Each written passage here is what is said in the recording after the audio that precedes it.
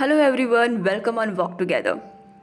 हम सभी की लाइफ में बहुत सारे रिलेशंस होते हैं और बहुत सारे लोग होते हैं, और उनमें से कुछ लोग ऐसे होते हैं जिन्हें हम कभी भी नहीं चाहते कि वो हमारी लाइफ से चले जाएं या कभी भी हम उनको खो दें।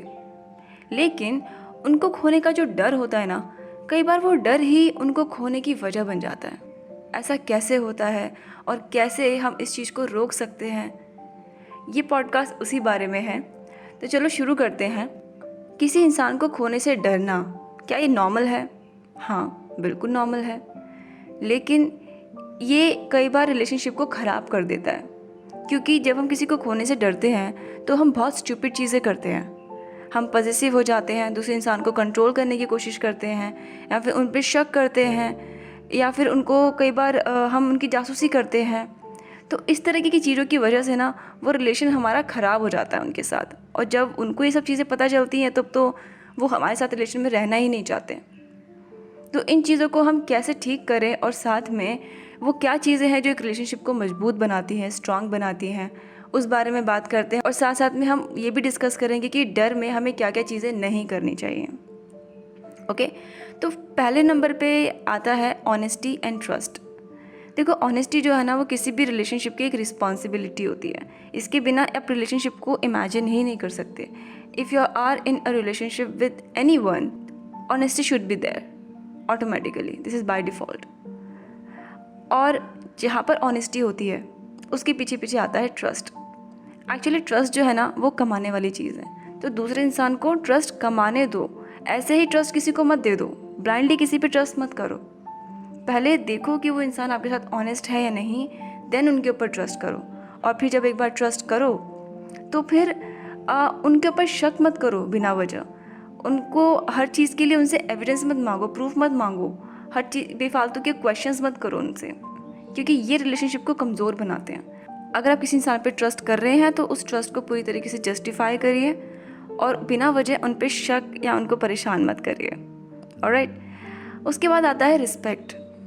रिस्पेक्ट का मतलब ये नहीं है कि किसी इंसान से बस नाइसली बात कर लिया, पोलाइटली बात कर लिया और हो गया। हाँ, रिस्पेक्ट में ये आता है, this is part of respect, but this is not respect. Respect का मतलब है एक तरीके की अंडरस्टैंडिंग। जब हम किसी इंसान को पसंद करते हैं, किसी इंसान को रिस्पेक्ट करते हैं, तो सिर्फ हम उस इंसान को रिस्पेक्ट नहीं कर रहे हैं, फिर उससे जुड़ी हर एक चीज़ को हमें रिस्पेक्ट करना है।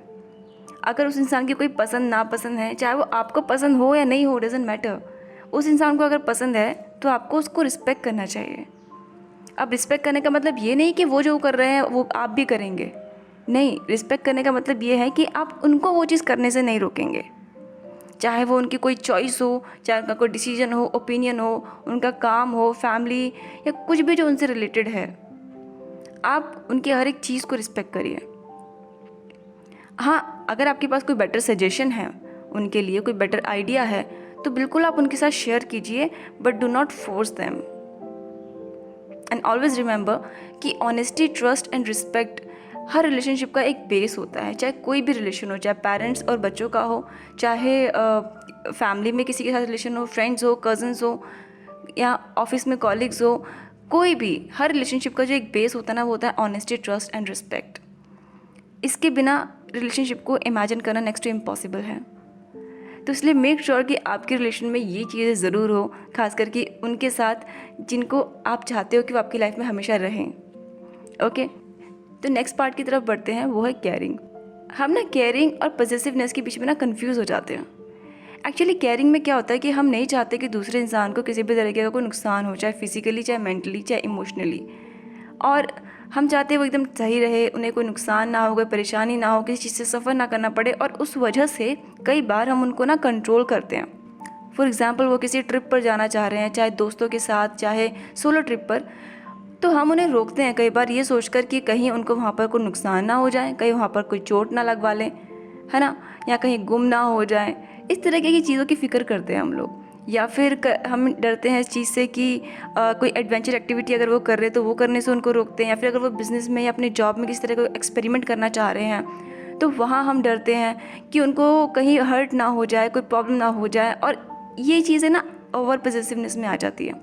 जब हम किसी इंसान को इस हद तक कंट्रोल कर रहे हैं कि उस इंसान का दम घुटने लग जाए या वो इंसान परेशान हो जाए, तो वो आ जाता है ओवर पॉसेसिवनेस, और इस वजह से हम और ज़्यादा उनके साथ बुरे हो जाते हैं। हमें लग रहा है कि हम उनकी केयरिंग कर रहे हैं, बट वो केयरिंग नहीं है, आप उनको कंट्रोल कर रहे हो, उन्हें डोमिनेट कर रहे हो। तो केयरिंग का मतलब ये बिल्कुल भी नहीं है कि किसी इंसान को कंट्रोल किया जाए। केयरिंग करना मीन्स एक तरीके से किसी इंसान को पैम्पर करना हो जाता है। जैसे कि अगर आपके पार्टनर हैं या आपके फैमिली में कोई है, वो बाहर से थके हुए आए हैं, तो आप उनको एक मसाज दे सकते हैं। फॉर एग्ज़ाम्पल, अगर वो मेंटली टायर्ड है तो आप उनके साथ एक अच्छी कम्युनिकेशन कर सकते हैं, या फिर अगर उन्हें स्पेस की ज़रूरत है तो उनको थोड़ी देर अकेला छोड़ सकते हैं। या फिर अगर वो बिज़ी हैं बहुत ज़्यादा किसी और काम में, तो आप उनके दूसरे काम कर सकते हैं जो कि आप भी कर सकते होंगे, लाइक डिश वॉश कर लिया, या फिर कुकिंग कर ली, या घर की क्लीनिंग कर ली, इस तरीके की चीज़ें। तो उससे उनकी मदद भी हो जाती है और एक तरीके से आप उनके लिए केयरिंग है, ताकि उन्हें बहुत ज़्यादा एफर्ट्स नहीं करने पड़े, राइट। तो इस तरीके से हमें केयरिंग होना चाहिए, और I think this is the best way to show your care. Okay, तो नेक्स्ट जो पॉइंट है वो है सपोर्ट। देखो, सपोर्ट में क्या होता है ना कि ज़रूरी नहीं है कि हमें उनको हर एरिया में सपोर्ट करना है, उनकी हर एक प्रॉब्लम में सपोर्ट करना है। सपोर्ट का मतलब सिर्फ इतना है कि फॉर एग्ज़ाम्पल, अगर वो इंसान किसी प्रॉब्लम में फंस गए हैं, किसी चीज़ में फंस गए हैं और उनको नहीं समझ में आ रहा कि उन्हें क्या करना है, ठीक है।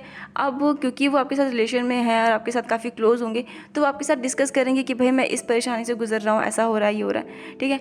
तो अगर तो आप उस फील्ड के एक्सपर्ट हो और आपको पता है कि कैसे हैंडल करना है, तो ऑफकोर्स आप उन्हें सपोर्ट कर सकते हैं। लेकिन अगर आपको नहीं पता है कि क्या करना है, कोई आइडिया नहीं है, तो सिंपली बस आप उनको इतना कह दीजिए कि इट्स ओके, जो भी है सब ठीक है, कोई बात नहीं, I am always with you.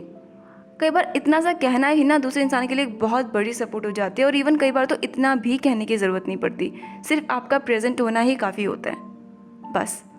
पर अगर वो किसी प्रॉब्लम को हैंडल नहीं कर पा रहे हैं, तो इसका मतलब ये नहीं है कि आप उनको टोन मारेंगे कि तुमसे तो कुछ हैंडल नहीं होता, you can not handle your problem, आप तो हर चीज़ के लिए दूसरों की सपोर्ट चाहिए, आप तो हमेशा स्टक हो जाते हो, आप तो हमेशा फेल हो जाते हो। अगर आप किसी इंसान को जब सपोर्ट करते हो ना, तो आप इस तरीके के ताने कभी भी नहीं देते हो। तो हमेशा जब भी कभी वो अगर फेल भी हो जाए ना अपने किसी डिसीजन में, अपने किसी चॉइस में, तो उनके बस साथ रहिए। उन्हें ना तो आपको कोई ताना देने की ज़रूरत है, ना ही आपको उनको ऐसा है कि आपको फिक्स ही करना है। भाई आपके कंट्रोल में होगा तो आप फिक्स करोगे, आपके कंट्रोल में नहीं है तो फिक्स नहीं कर पाओगे। लेकिन सिर्फ साथ होना ही एक बहुत बड़ी सपोर्ट होती है। तो अगर वो कुछ भी अपनी लाइफ में करना चाह रहे हैं तो उनको करने दें। अगर वो कहीं जाना चाहते हैं तो कहीं जाने दें, जो वो चाहते हैं उन्हें करने दें, लेकिन साथ साथ उनके साथ भी हमेशा बने रहें, उनके हर डिसीजन में उनके साथ रहें। तो this is the biggest support, alright. तो नेक्स्ट जो पॉइंट है वो है फ्रीडम। देखो, कई बार क्या होता है कि ना दूसरे इंसान जो होता है ना, जो हमें पसंद करता है, तो वो कई बार हमारे लिए कुछ ऐसी चीज़ें करता है जिससे हमें बहुत खुशी मिलती है। उन्हें खुशी मिलती है या नहीं वो नहीं पता, ठीक है, लेकिन हमें ज़रूर खुशी मिलती है, और इसलिए वो कई बार ऐसी चीज़ें करते हैं। लेकिन कई बार ना हमारे साथ क्या होता है कि हमें ना इन चीज़ों की आदत हो जाती है, जिस वजह से हम चाहते हैं कि बार बार वो इंसान वही चीज़ें करे या फिर कुछ और करे, मतलब हमारी खुशी के लिए कुछ तो करे, है ना। और हम इस वजह से ये भूल जाते हैं कि क्या उस इंसान को खुशी मिल रही है उस चीज़ में। चलो ठीक है, एक बार उसने मैनेज कर लिया, 2 बार उसने मैनेज कर लिया। कई बार होता है ना कि हम कोई चीज़ करके खुश नहीं हैं, लेकिन फिर भी हम दूसरे इंसान की खुशी के लिए उस चीज़ों को कर देते हैं, ठीक है। लेकिन जब दूसरे इंसान की एक्सपेक्टेशन ही ये बन जाए, तो फिर कैसे उस चीज़ को मैनेज किया जाए, है ना। क्योंकि हमेशा तो हम अपनी खुशी को कॉम्प्रोमाइज़ नहीं कर सकते। लेकिन जब हमें ये उम्मीदें हो जाती है दूसरे इंसान से कि वो हमारी खुशी के लिए कुछ करे, तो हम उनकी खुशी की परवाह करना छोड़ देते हैं, और फिर हम चाहते हैं कि हर चीज़ अपना उनकी लाइफ में हमारे अकॉर्डिंग हो। अब हम चाहते हैं कि उनको क्या ड्रेस पहननी है ना, वो हमारी पसंद की पहने। अगर वो किसी फ्रेंड से मिल रहे हैं, कोई नए दोस्त बना रहे हैं, तो वो भी हमारे पसंद से बने। अगर वो अपने किसी फैमिली मेम्बर के साथ कहीं जा रहे हैं, तो वो भी हमारे पसंद से हो, या उनका कोई ऑफिस हो, या जॉब हो, या घर की कोई चीज़ हो, कुछ भी उनकी लाइफ में होना, सब कुछ हमारे अकॉर्डिंग होना चाहिए, क्योंकि हमें उससे खुशी मिलेगी ना। और उनकी खुशियाँ हम भूल जाते हैं, हम जैसे वो हैं उन्हें एक्सेप्ट करना भूल जाते हैं, और हम चाहते हैं कि अब वो चेंज हो जाए हमारे अकॉर्डिंग। तो जब हम उन्हें कंट्रोल करते हैं, तो कई बार क्या होता है ना कि ऑब्वियसली बात है यार, कोई भी इंसान नहीं चाहता कि उन्हें कंट्रोल किया जाए, ठीक है। और जब उन्हें नहीं पता होता कि इस सिचुएशन को कैसे हैंडल करना है, कैसे डील करना है, तो ऐसे में ना वो डिप्रेशन में चले जाते हैं, वो और ज़्यादा सफ़र करते हैं, क्योंकि वो घुटन महसूस करते हैं और उनको ये भी नहीं पता कि हाउ टू हैंडल इट, इससे बाहर कैसे आएँ। तो उनके पास ना डिप्रेशन में जाने के अलावा कोई ऑप्शन ही नहीं बचता, और वो बहुत ज़्यादा डिप्रेस हो जाते हैं अपनी लाइफ में, ठीक है। और दूसरा क्या होता है कि अगर किसी इंसान को पता है कि कैसे उस सिचुएशन से बाहर निकलना है, तो वो इंसान कभी ना हमारे साथ रह ही नहीं सकता, क्योंकि वो सिचुएशन से डेफिनेटली बाहर चला जाएगा, क्योंकि वो वहाँ पे नहीं रह सकता है। तो इसलिए कभी भी किसी की डिप्रेशन की वजह मत बनो। दूसरा, कभी भी किसी इंसान को इस हद तक कंट्रोल मत करो कि वो हमारी लाइफ से चले जाएं। इवन उनको पूरी फ्रीडम दो। इस प्लैनेट पे हर एक जो जीव है, हर एक जो प्राणी है, क्या कहूँ मैं, प्राणी, चाहे वो जानवर हो, चाहे वो इंसान हो, कोई भी हो, हर कोई फ्रीडम डिज़र्व करता है। और एक बार आप रिलेशनशिप में फ्रीडम देकर देखिए, और जैसे वो है उनको वैसे एक्सेप्ट करके देखिए, and see the magic, that will be incredible. चलो नेक्स्ट पॉइंट की तरफ बढ़ते हैं। नेक्स्ट पॉइंट है लर्न एंड ग्रो टुगेदर। देखो, जब हम 2 लोग साथ में होते हैं ना, 2 लोग या 3 लोग, जितने भी लोग हम साथ में होते हैं एक रिलेशन में, ठीक है, तो वहाँ पर ना हम डेफिनेटली एक दूसरे से कुछ ना कुछ सीखते हैं, ठीक है। और जब हम इस चीज़ को इंटेंशनली करते हैं, तब तो हम बहुत ही तेज़ी से सीखते हैं, बहुत तेज़ी से ग्रो करते हैं। तो साथ में चीज़ें करिए, ऐसी चीज़ें कीजिए, ऐसी एक्टिविटीज़ कीजिए जिससे आप और ज़्यादा सीख सको। फॉर एग्ज़ाम्पल, आप बुक रीड कर सकते हैं, ठीक है, या फिर किसी भी टॉपिक पे डिस्कस कर सकते हैं, या फिर कोई भी क्लासेस साथ में ज्वाइन कर सकते हैं, कोई भी एक्सपीरियंस साथ में ले सकते हैं, अपने पुराने एक्सपीरियंसेस शेयर कर सकते हैं, ठीक है। आप अपने लाइफ में क्या सीख रहे हैं, अपने करियर में क्या सीख रहे हैं, अपनी फैमिली, अपने फ्रेंड्स के बारे में डिस्कस कर सकते हैं, जिससे क्या होता है ना कि जो नॉलेज है ना वो मल्टीप्लाई होती है।